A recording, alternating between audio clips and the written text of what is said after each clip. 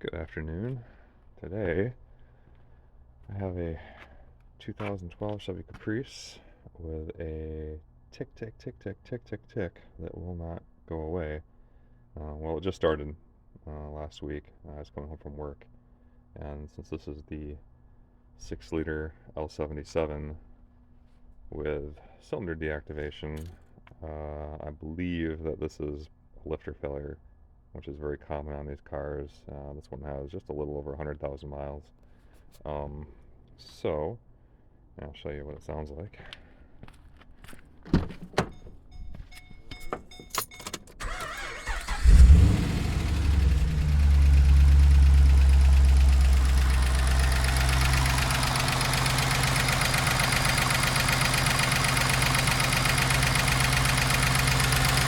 Definitely coming from the right bank, right around here. This side is quiet. I put my ear up to it, but yeah, definitely a click, click, click right in this area here. So either a lifter failed or a rocker or something failed. I don't know. It doesn't have a miss. Like it's pretty smooth. So I don't think that it's whatever's failed is failed completely. But nonetheless, it's not good. So I went on Texas Speed and Performance's website and I ordered a DoD delete kit, which gives you the choice of whatever camshaft you want. I chose the LS9 camshaft, which should be a little bump in horsepower, and I already have an HP tuner for it, but I've never actually written.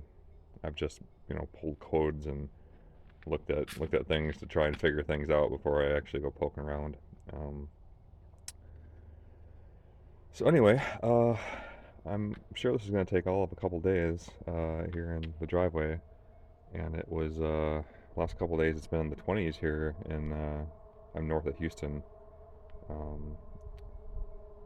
so things are probably a little bit slow going due to the cold weather. I hate working in the cold, but looks like there's fairly easy access to everything, and there's enough YouTube videos that I should be able to figure this out.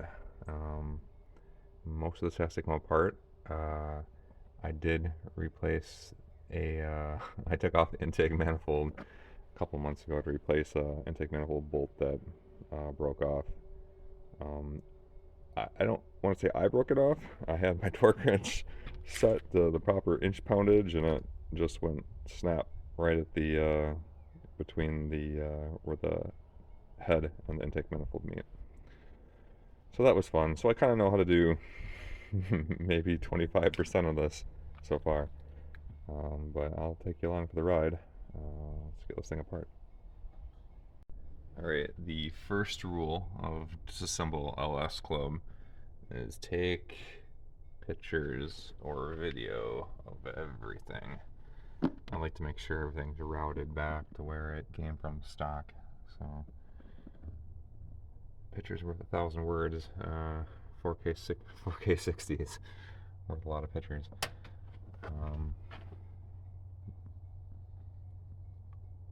Belt routing, sensors.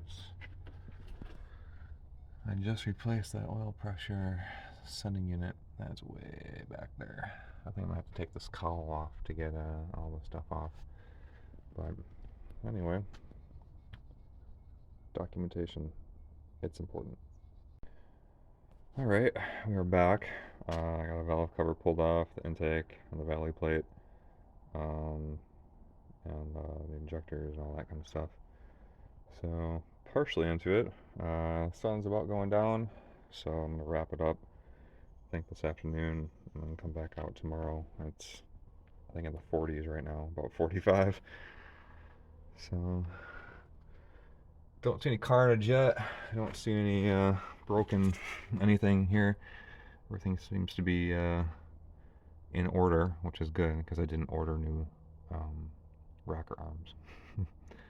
So alright, we'll pick this up in the morning.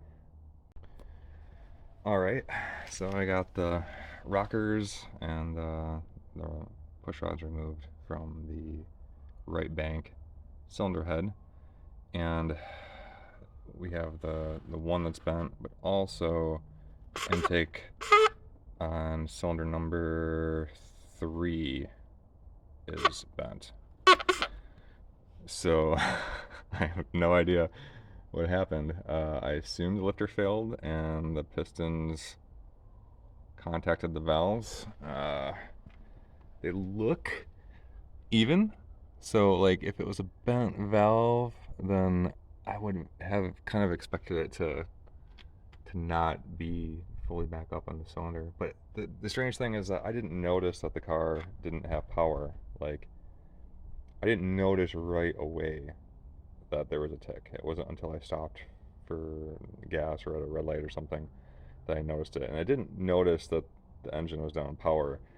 And if two cylinders weren't firing, that's interesting.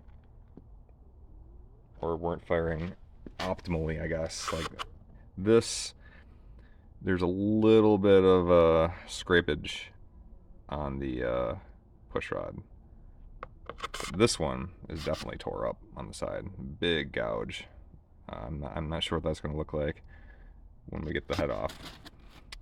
But, yeah. Make sure when you get a daily driver that it's not going to do this.